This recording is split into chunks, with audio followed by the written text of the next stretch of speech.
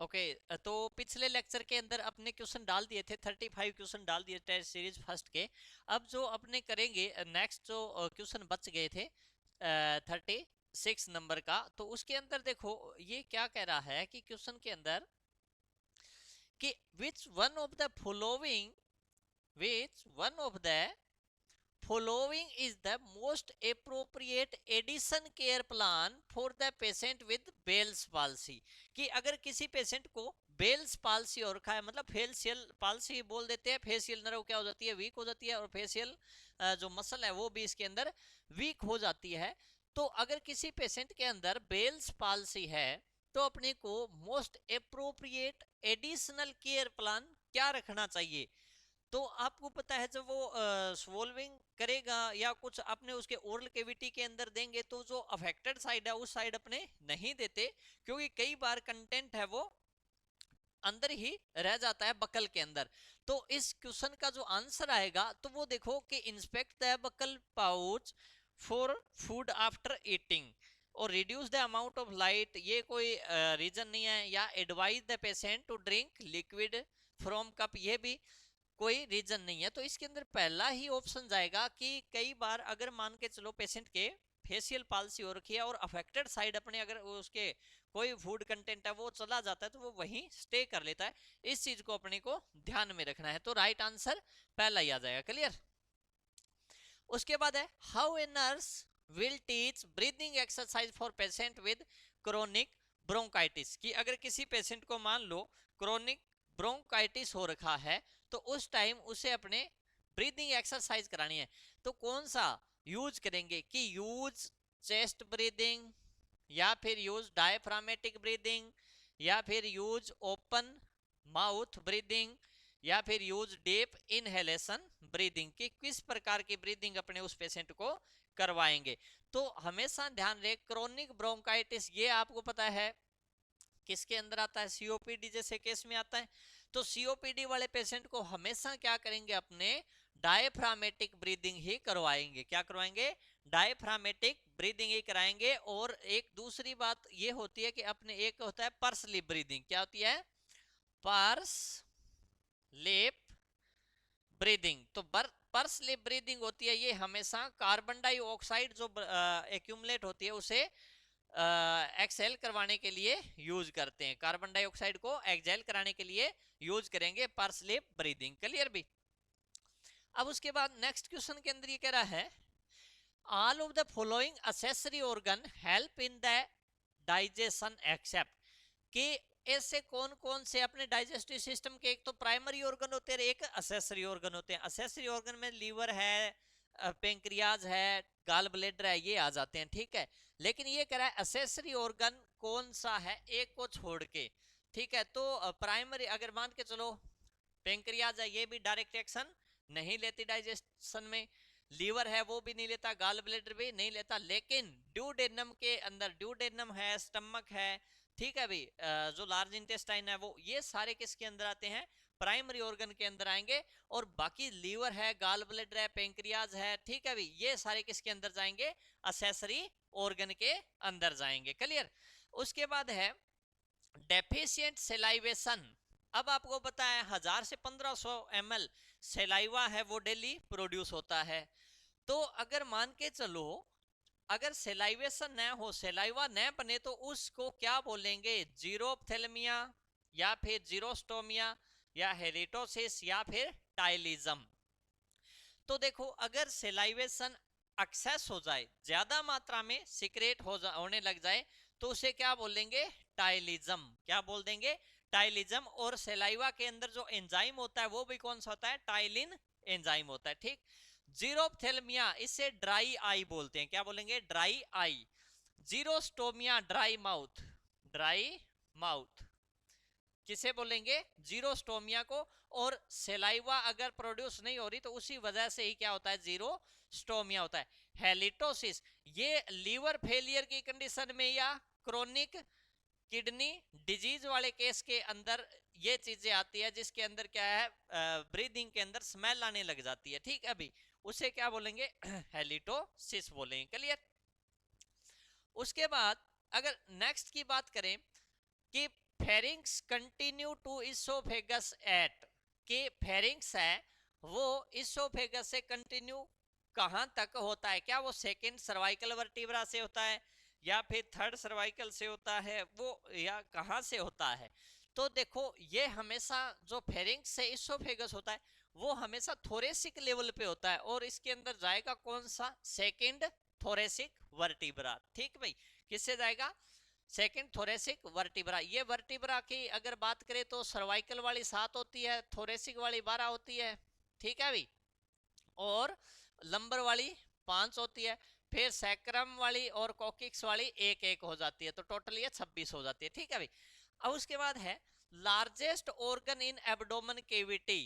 अब कई बार ये पिछले पीजीआई में भी क्वेश्चन पूछा गया था कि largest cavity of human body, तो पेरिटोनियल केविटी आ जाती है लार्जेस्ट, तो लेकिन ये कह रहा है एब्डोमेन केविटी के अंदर ही ऐसा कौन सा लार्जेस्ट ऑर्गन है जो ब्लड को फिल्टर करता हो, ब्लड को फिल्टर करता हो, तो ऐसा कौन सा ऑर्गन इसके अंदर रहेगा। तो ब्लड को फिल्टर करने वाला ऑर्गन जो कि एब्डोमेन कैविटी में होगा तो वो कौन सा रहेगा अपना, वो रहेगा स्प्लीन। कौन सा रहेगा, स्प्लीन। क्लियर भी, क्योंकि स्प्लीन को क्या बोलते हैं, ब्लड बैंक भी बोलते हैं स्प्लीन को, ब्लड बैंक भी बोलते हैं स्प्लीन को, और स्प्लीन को क्या बोलते हैं, ग्रेवयार्ड ऑफ आरबीसी। क्या बोलेंगे, ग्रेवयार्ड ऑफ आरबीसी। आरबीसी का कब्रिस्तान भी से बोला जाता है। क्लियर।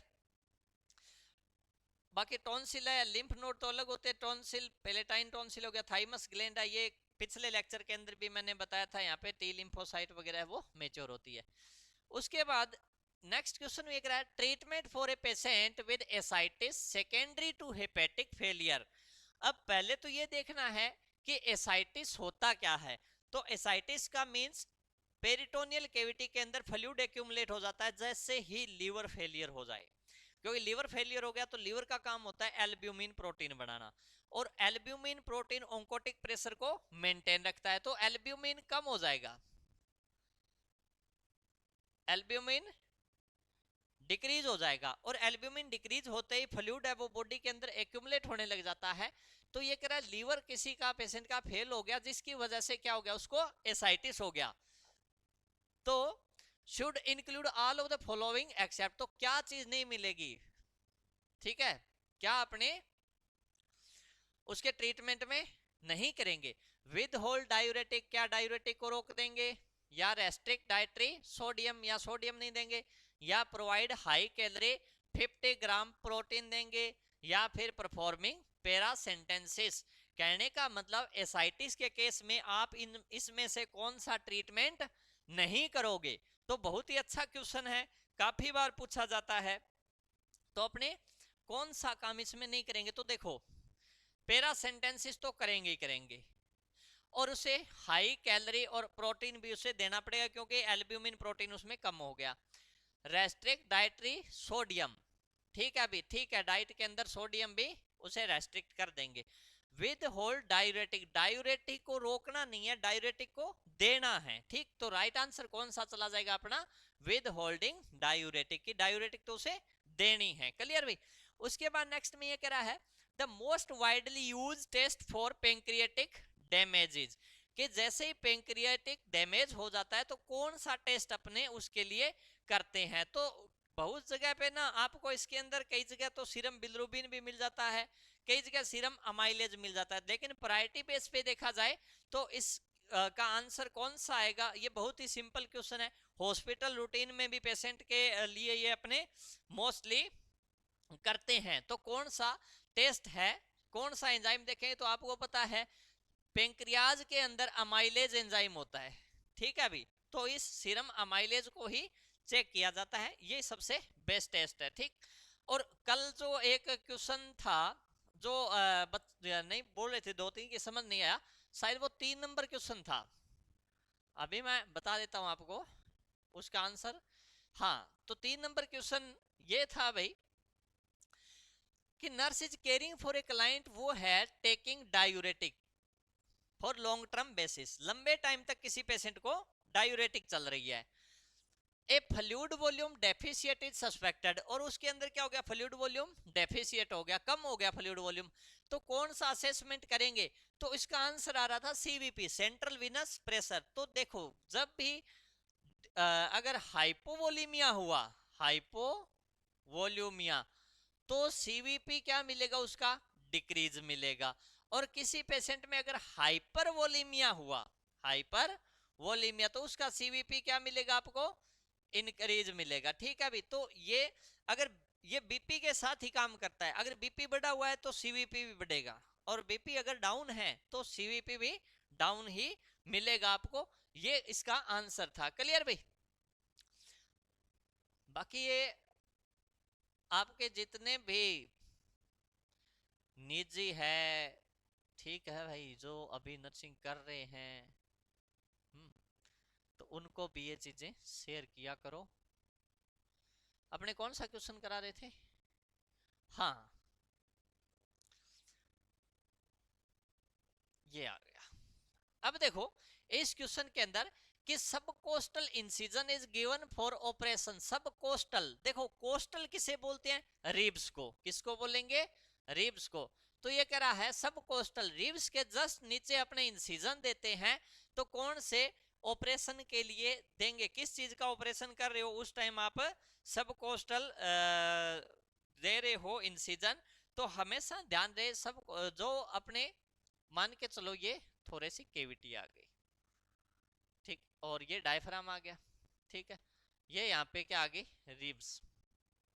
तो रिब्स के जस्ट नीचे कौन सा ऑर्गन मिलेगा, सपोज दैट कोलन मिलेगी, या ब्लेडर मिलेगा, ठीक है, अपेंडिक्स मिलेगी, या गाल ब्लेडर मिलेगा। बहुत ही इजी क्वेश्चन है। तो इसका आंसर मैं चाहूंगा कि आप लोग ही दो मेरे को। अगर फिर भी किसी का सही नहीं हुआ तो मैं जरूर बता दूंगा नेक्स्ट लेक्चर में। अब ये कह रहा है sella turcica is a part of, देखो सेला टर्सिका जो अपनी ये बोन होती है सफिनोइड बोन, इस बोन के अंदर इस प्रकार की एक डीप ग्रू होती है, जिसे क्या बोलते हैं, सेला टर्सिका बोलते हैं। क्या बोलेंगे, सेला टर्सिका। और इस केविटी का जो है नाम, इस केविटी के अंदर जहां पे पिट्यूटरी ग्लैंड प्रेजेंट होती है उसे बोलते हैं हाइपोफिजियल फोसा, हाइपोफिजियल फोसा।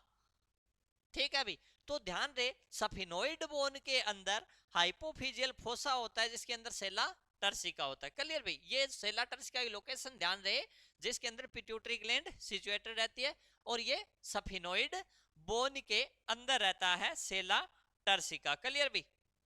उसके बाद नेक्स्ट है what is the gout. Gout क्या है, क्या डिजनरेटिव डिसऑर्डर है, या एवेस्कुलर डिसऑर्डर है, या फिर रीनल डिसऑर्डर है, या फिर मेटाबॉलिक डिसऑर्डर है। गाउट क्या है, तो गाउट का मैं बता देता हूं आपको। गाउट, गठिया भाव, सुना है? हाँ, गठिया क्या होता है, प्यूरिन प्रोटीन, प्यूरिन प्रोटीन अगर अपने ज्यादा ले रहे हैं, तो वो प्यूरिन प्रोटीन के जो मेटाबोलाइट क्रिस्टल होते हैं वो जाके जॉइंट के अंदर डिपॉजिट होने लग जाते हैं, जिससे टॉफी भी बन जाती है ना भाई? तो ये मेटाबॉलिक डिसऑर्डर है कि प्यूरिन प्रोटीन का मेटाबॉलिज्म अगर अपने में ज्यादा ले रहे हैं प्यूरिन प्रोटीन, जैसे मान के चलो प्यूरिन रेड वाइन, ओल्ड चीज, ग्रेवी, इन सब के अंदर क्या होता है, प्यूरिन सबसे ज्यादा होता है। अगर उनका सेवन ज्यादा मात्रा में करते हैं तो गाउट हो जाता है। क्लियर? अब उसके बाद pendulum exercise prescribe for frozen shoulder joint. ठीक है भाई, अब किसी बंदे को क्या कराना है, पेंडुलम एक्सरसाइज करानी है, किसी का जॉइंट क्या हो गया, शोल्डर जॉइंट फ्रोज हो गया, फ्रोजन हो गया, तो उस कंडीशन में अब पेंडुलम एक्सरसाइज कराएंगे तो हमेशा ये एक्टिव एक्सरसाइज होती है। एक्टिव एक्सरसाइज वो होती है जिसके अंदर पेशेंट की एनर्जी लगती हो। क्लियर भी? अब है the treatment that use light and energy aimed an exact tissue location and depth to vaporise cancer cell. मतलब अगर आप कैंसर सेल को वेपोराइज कर रहे हो लाइट डाल के और एनर्जी डाल के, ठीक है, उस टेक्निक को क्या बोलेंगे, उस टेक्निक को अपने क्या बोलते हैं। बहुत ही अच्छा क्वेश्चन है, ठीक है। अभी तो एनबोस डिसेक्शन तो नहीं बोलेंगे, ना डायथर्मी बोलते, जब भी डी बल्किंग भी नहीं बोलते, ठीक है। अभी फोटो एब्लेशन, जब भी अपने उसके ऊपर क्या डाल रहे हैं, लाइट डाल रहे हैं, एनर्जी डाल के उस पर्टिकुलर टिश्यू की डेप्थ तक डाल के उसको क्या कर रहे हैं, डिस्ट्रॉय कर रहे हैं, तो उसे क्या बोलेंगे, फोटो एब्लेशन बोलेंगे। क्लियर भी। Radiation therapy. All the following are observe in normal newborn except, कि नॉर्मल न्यूबॉर्न है, पहले तो ये देखोगे वो न्यूबॉर्न है, फिर दूसरी कंडीशन इसने बताया कि वो बिल्कुल नॉर्मल है, उसके अंदर सारी चीज मिलेगी एक चीज को छोड़ के, कि positive Moro reflex, heart rate 60 beat per minute, respirator are irregular, uneven head shape, किस हेड का शेप है अलग प्रकार का, तो देखो ये चीज कोई जरूरी नहीं। रेस्पिरेटरी इरेगुलर मिले नहीं, क्यों, क्योंकि इसने पहले ही बता दिया क्या है, नॉर्मल है, ठीक है। तो नॉर्मल के अंदर रेस्पिरेटरी इरेगुलर आपको पता हो ही नहीं सकता, है ना भाई। और दूसरा heart rate 60 beat per minute, तो ये कहीं ना कहीं, ये देखो हार्ट रेट 60 बीट, क्या न्यूबॉर्न की इतनी होती है भाई, 60 होती है, नहीं होती, क्योंकि न्यूबॉर्न की हार्ट रेट ज्यादा होती है, ठीक है। फिटल लाइफ के अंदर होती है 120 से 160 तक, तो क्लियर भाई। तो ये इसका आंसर आएगा कि भाई 60 बीट तो नहीं होती, ज्यादा होती है। Weight and length of normal full term baby with birth weight 3 kg at 1। अब देखो इसने क्या पूछा है कि भाई जब उसका बर्थ हुआ, जब उसका जन्म हुआ, तब उसका वजन कितना था, 3 किलो। क्लियर। अब ये कह रहा है एट 1 ईयर ऑफ एज, कि अब वो 1 साल का हो गया, 1 साल का हो गया, तो अब उसका वजन कितना होगा और उसकी लेंथ कितनी होगी। तो अपने सभी जानते हैं कि वेट है वो 5-6 महीने पे तो क्या हो जाता है, डबल हो जाता है, और ट्रिपल कब हो जाता है, 1 साल पे। तो पहले तो 9 किलो वाला ऑप्शन देख लो, 9 किलो वाला, तो मेरे ख्याल से तो इसके अंदर घूमने की जरूरत ही नहीं, आपके पास ऑप्शन ही क्लियर कट है कि कौन सा जाएगा। क्लियर भी। तो इसका आंसर क्या आ जाएगा, 9 kg, क्या आ जाएगा, 9 kg, ठीक है अभी। और उसकी जो है लेंथ कितनी हो जाएगी उस टाइम, लेंथ हो जाएगी 75 सेंटीमीटर, क्योंकि न्यू बॉर्न की नॉर्मली कितनी होती है एट बर्थ, 45-50 सेंटीमीटर। हाँ वेरी गुड। अब उसके बाद नेक्स्ट क्वेश्चन की बात करते हैं अपने, ए नियोनेट वेट लेस देन, हाँ 2500 ग्राम, मतलब 2.5 किलो से ये बच्चा कम है, एट बर्थ रिस्पेक्टिवली, और इसने क्या लिखा है, irrespectively, irrespectively of the gestational age is referred age, ठीक है भाई, कि किसी बच्चे का अगर जन्म टाइम 2.5 किलो से वजन कम है तो उसे क्या बोलेंगे, क्या उसे प्री टर्म बोलेंगे, या फिर लो बर्थ वेट बेबी बोलेंगे, या फिर ट्रम बेबी बोलेंगे, या वेरी लो बर्थ वेट बोलेंगे, ठीक है भाई। तो एक तो होता है LBW, फिर होता है एक VLBW, very low birth weight, फिर एक होता है E extremely low birth weight, ठीक। तो ये होता है 250 से कम का, ये होता है 1500 ग्राम से कम का, और एक्सट्रीमली लो बर्थ वाला होता है वो 1000 ग्राम से कम का होता है। ये क्वेश्चन अपने से कई बार पूछा जाता है। क्लियर भी। तो अब आप इन ऑप्शन के हिसाब से इसका आंसर दे सकते हो आराम से, कोई दिक्कत नहीं।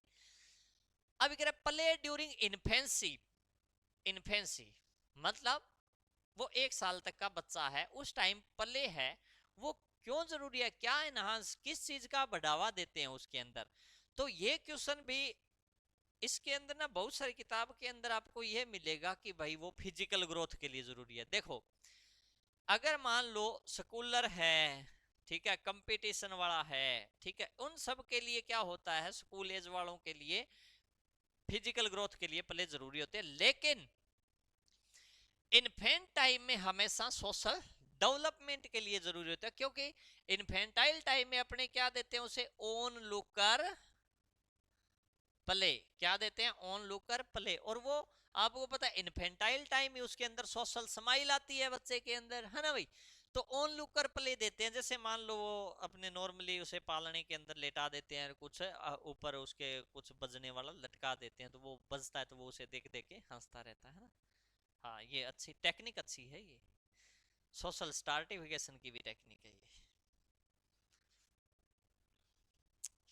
अब उसके बाद ये कह रहा है Which of the following not a manifestation of neonatal tetanus, कि नियोनेट है कोई, उसके अंदर टेटनस है, तो उसका कौन सा साइन नहीं रहेगा।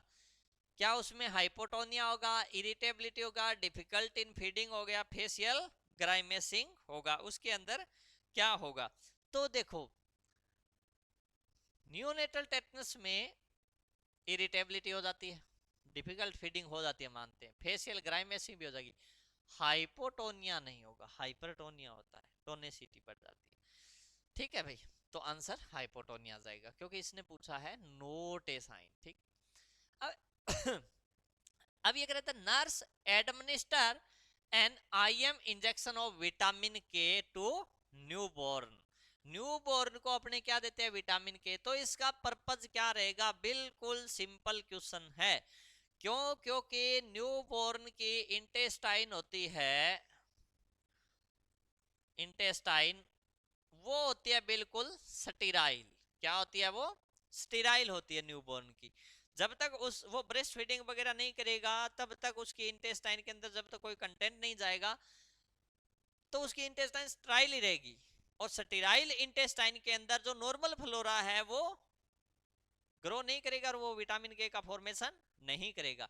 इसलिए अपने ब्लीडिंग से प्रिवेंट करने के लिए कि चलो भाई अभी इसकी स्टेराइल नहीं है, स्टेराइल है इंटेस्टाइन, अभी उसके अंदर नॉर्मल फ्लोरा मल्टीप्लाई करके और जो भी उसको रिएक्शन करनी है विटामिन के का फॉर्मेशन नहीं कर रहे हैं, इसलिए दिए देते हैं। तो कौन सा है, प्रमोट प्रोलिफरेशन ऑफ इंटेस्टाइन, या maintain the intestine flora count, या स्टिमुलेट विटामिन के प्रोडक्शन बाय बेबी, या provide protection until intestinal flora is establish, कि विटामिन के कब तक इसके अंदर काम करेगा। तो जब तक इंटेस्टाइन फ्लोरा है वो नॉर्मली काम नहीं करना स्टार्ट करेंगे तब तक विटामिन के उसे प्रोटेक्ट कर लेगा भाई ब्लीडिंग से। क्लियर भी, तो इसका आंसर ये आ जाएगा, बिल्कुल सिंपल है भाई। बस आप पढ़ते जाओ, डेली 2 घंटे पढ़ोगे तो भी लग जाओगे, फिर आप बनोगे उच्च कोटि के nursing officer. All R component of KMC. अब भाई कई कहेंगे सर ये केएमसी होता क्या है, ये होती है कंगारू मदर केयर। और कंगारू कहाँ होते हैं, ऑस्ट्रेलिया में या अमेरिका में, कंगारू राष्ट्रीय पशु है वहां का, यही नहीं पता। अब ये कह रहा केएमसी के अंदर क्या क्या कंपोनेंट होते हैं, एक को छोड़ के, स्किन टू स्किन कांटेक्ट। पहले तो ये देखो केएमसी किस बच्चे को, प्री मेच्योर बच्चे को दी जाती है हाइपोथर्मिया से प्रिवेंट करने के लिए कंगारू मदर, और कंगारू मदर केयर कोई भी दे सकता है। स्किन टू स्किन,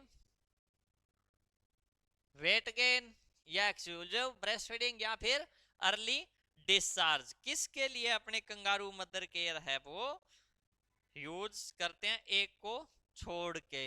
ठीक है भाई, अर्ली डिस्चार्ज के लिए या फिर वेट गेन के लिए, किसके लिए करेंगे।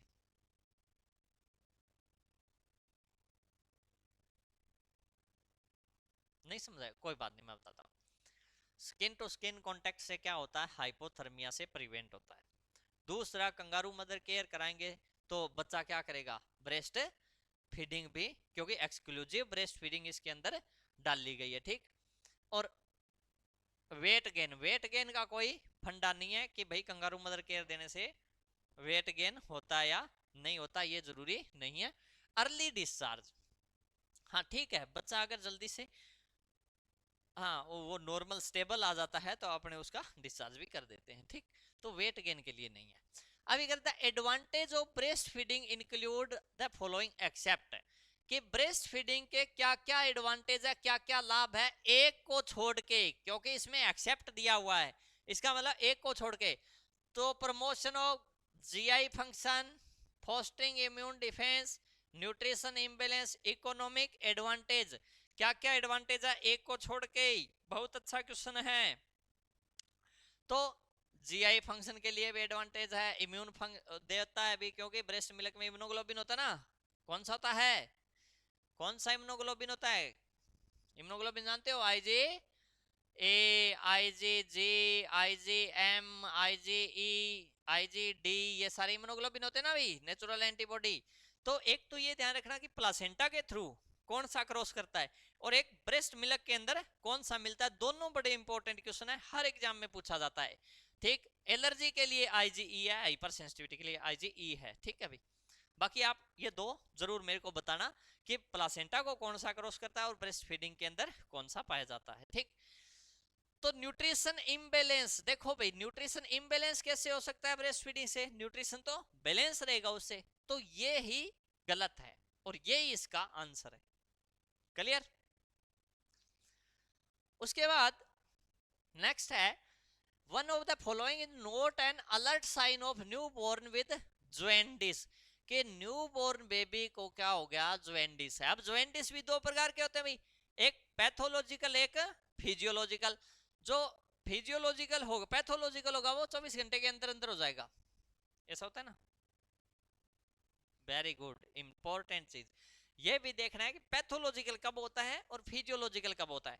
इसके साथ साथ ना जोएंडिस के ऊपर पूरी क्लास डाली हुई है, वो वीडियो जरूर देखना, क्योंकि उसके अंदर ये भी बताया हुआ है कि इनडायरेक्ट जोएंडिस कौन सा है और डायरेक्ट, क्योंकि बिलिरुबिन का लेवल बढ़ेगा, इनडायरेक्ट बिलिरुबिन बढ़ा या डायरेक्ट बिलिरुबिन बढ़ा, बहुत इंपॉर्टेंट है, ठीक।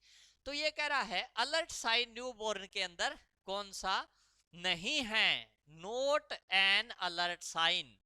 Clinical jaundice appear first 24 hour, या conjugated bilirubin less than 2 mg पर डीएल, या total bilirubin more than 5 mg पर डीएल पर डे, या फिर जॉइंटिस परसिस्ट फॉर 2 वीक, की जॉइंटिस है वो 2 वीक तक रहेगा। तो कौन सा अलर्ट साइन इसके अंदर नहीं है, तो देखो अगर मान के चलो ये कह रहा है जॉइंटिस अपीयर फर्स्ट 24 आवर, सही बात है।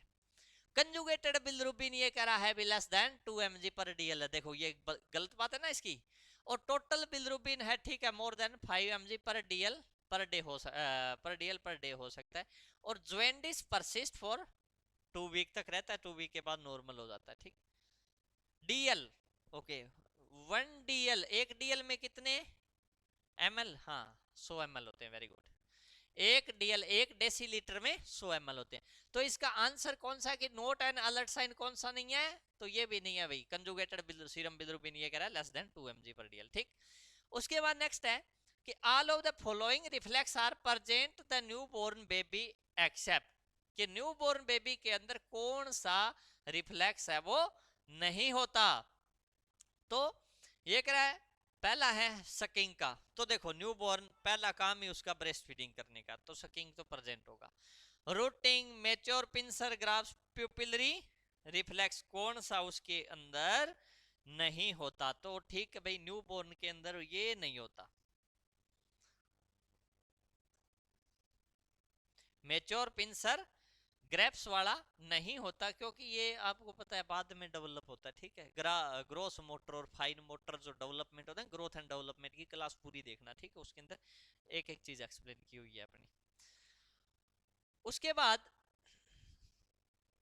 ये कह fallopian tube is lined by, fallopian tube जिसे ओविडक्ट बोलते हैं, क्या बोलते हैं, ओविडक्ट, या फिर सालपेंजो, क्योंकि सालपेंजाइटिस होती है ना, या फिर इसे यूटेराइन ट्यूब बोलते हैं, ठीक है भाई। अब इसके अंदर कौन से टिश्यू होते हैं फैलोपियन ट्यूब में, तो फैलोपियन ट्यूब के अंदर जो टिश्यू होते हैं वो कौन से रहेंगे अपने, सिलिएटेड एपिथेलियल टिश्यू, कौन से, सीलिया, क्योंकि ये हेयर लाइक स्ट्रक्चर पाई जाती है जो ओवम को और स्पर्म को मूवमेंट कराने के काम आती है, ठीक है। और इसी के अंदर एक पैग सेल पाई जाती है, कौन सी? पैग सेल, ठीक। क्यों? क्योंकि जब तक फेलोपियन ट्यूब के अंदर ओवम है तो उसको न्यूट्रिशन चाहिए। तो जो पैग सेल है वो म्यूकस फ्लूइड का सिक्रेशन करती है, और वो म्यूकस फ्लूइड क्या करता है? उस ओवम को न्यूट्रिशन देता है जब तक वो इम्प्लांट नहीं होता। क्लियर भी?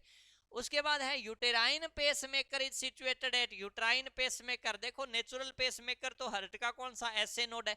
उसी प्रकार जहां पे यूट्रस और फेलोपियन ट्यूब जुड़ती है उस जगह को क्या बोलते हैं? कोरनुआ। क्या बोलेंगे? कोरनुआ। कोरनुआ पार्ट बोलते हैं। और इस कोरनुआ पार्ट के ऊपर सबसे ज्यादा मात्रा में ऑक्सीटोसिन को बाइंड करने वाले रिसेप्टर पाए जाते हैं। इसीलिए इसको क्या बोल दिया आपने? Natural sorry uterine pacemaker. किसको? कोरनुआ ऑफ द यूट्रस। जहां फेलोपियन ट्यूब जुड़ती है उसी लोकेशन को बोलते हैं सबसे ज्यादा ऑक्सीटोसिन को बाइंड करने वाले, वहां पे रिसेप्टर पाए जाते हैं। क्लियर भाई? इतनी बात समझ आ गई? लेट्स गो, फिर आगे चलते हैं। अभी कहता है first evidence of pubertal development in female.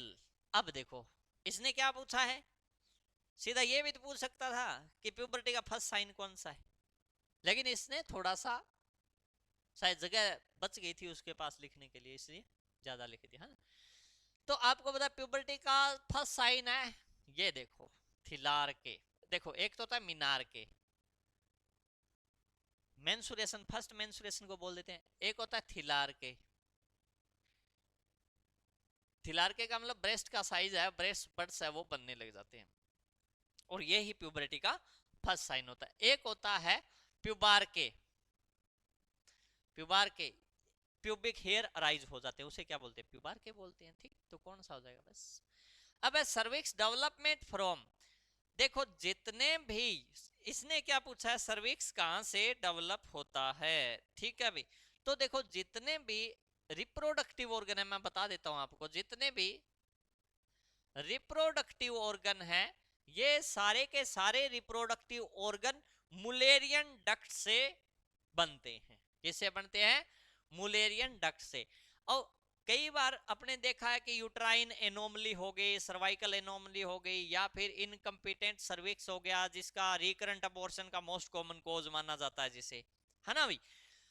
अगर मुलेरियन डक्ट के अंदर किसी प्रकार का डिफेक्ट आ जाए ड्यूरिंग एम्ब्रियोनिक पीरियड, तो डेफिनेटली रिप्रोडक्टिव ऑर्गन है वो प्रॉपर नहीं बन पाते, उनके अंदर एनाटॉमिकल एनोमली आ जाती है। क्लियर भाई? एजनेसिस हो जाता है। ओके पेज कंप्लीट हो गए।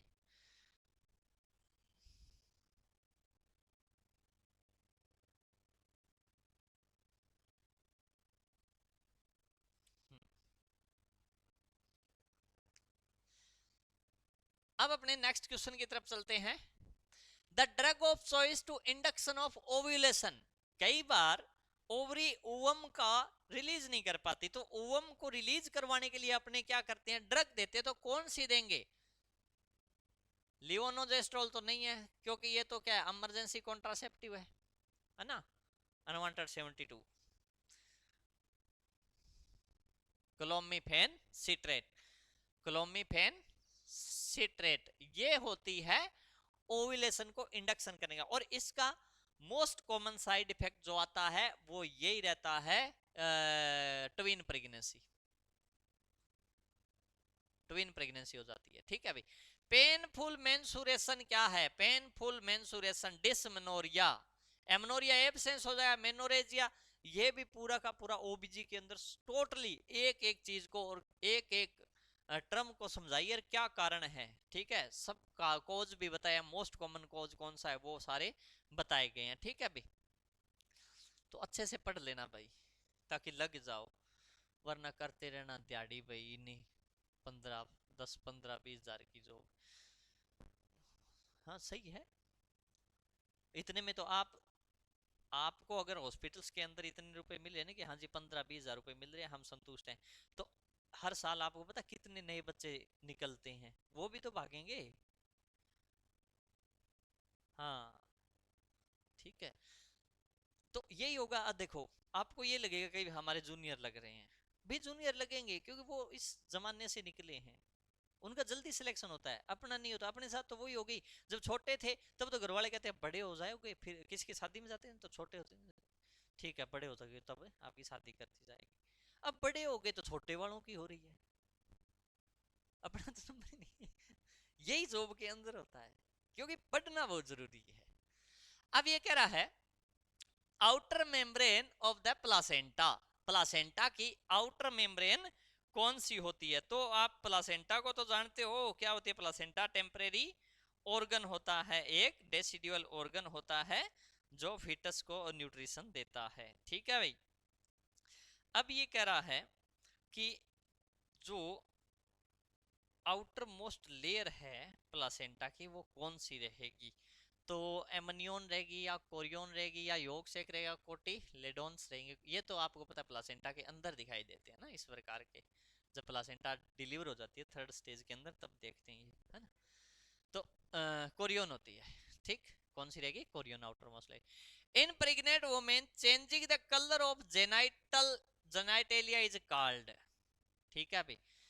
अब इसके अंदर ये कह रहा है चेडविक साइन है या गुडल साइन है या वेजाइनल साइन है, कौन सा साइन रहेगा जो उसके अंदर चेंजेस आते हैं, ठीक है भाई।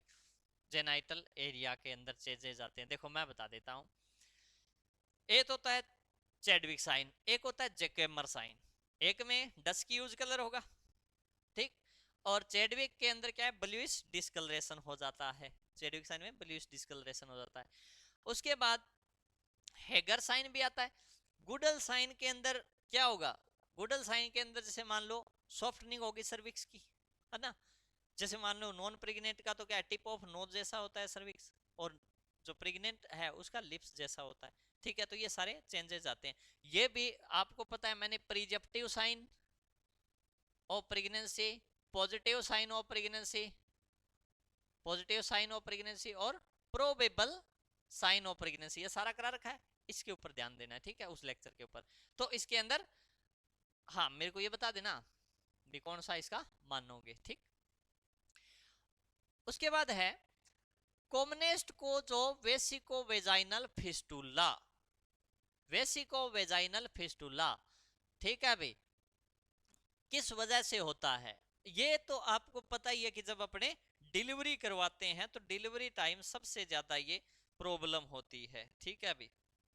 वेसिको वेजाइनल फिस्टुला की डिलीवरी टाइम, जैसे मान लो ये कह रहा है trauma of the instrument delivery हो सकता है भाई, है ना। Ischaemia and pressure necrosis anterior vaginal wall and posterior bladder के बीच में हो गया, क्योंकि ब्लेडर और वेजाइना के बीच में तो होता है ये। सिजेरियन सेक्शन से भी हो सकता है भाई, इंसिजन ब्लेडर के ऊपर लग जाए तो सारे आएंगे।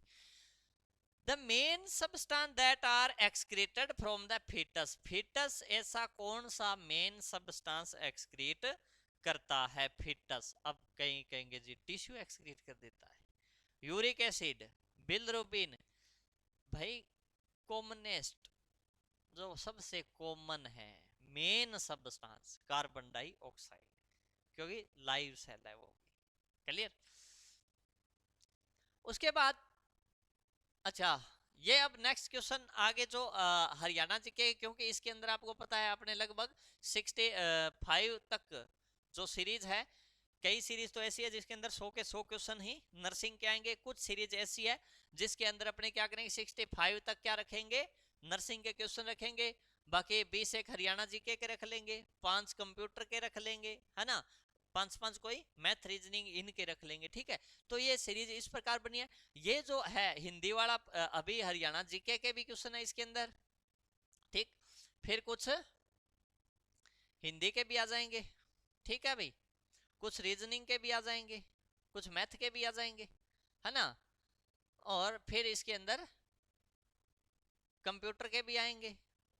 तो ये कुछ क्वेश्चन है जो नेक्स्ट जो बच गए क्वेश्चन वो सारे आपको दूसरे टीचर कराएंगे, ठीक है भाई। हरियाणा जीके वगैरह और ये सारे दूसरे टीचर कराएंगे, वो नेक्स्ट वीडियो के अंदर अपने डाल देंगे। और इसके अंदर अगर आपको कोई भी डाउट हो तो आप कमेंट के अंदर जरूर डाल देना, ठीक है, या मेरे को पर्सनली डाल देना अगर कोई चीज ना समझ में आई हो। और अगर किसी क्वेश्चन के अंदर आपको लगे कि कि हमारे हिसाब से ये आंसर आना चाहिए, तो वो भी अगर आपकी कोई भी क्यूरी हो तो आप बेशक डाल सकते हो, अपने उसका सोल्व कर लेंगे, ठीक है, पूरे डिटेल से। क्लियर भी? अब बस लग जाओ पढ़ने।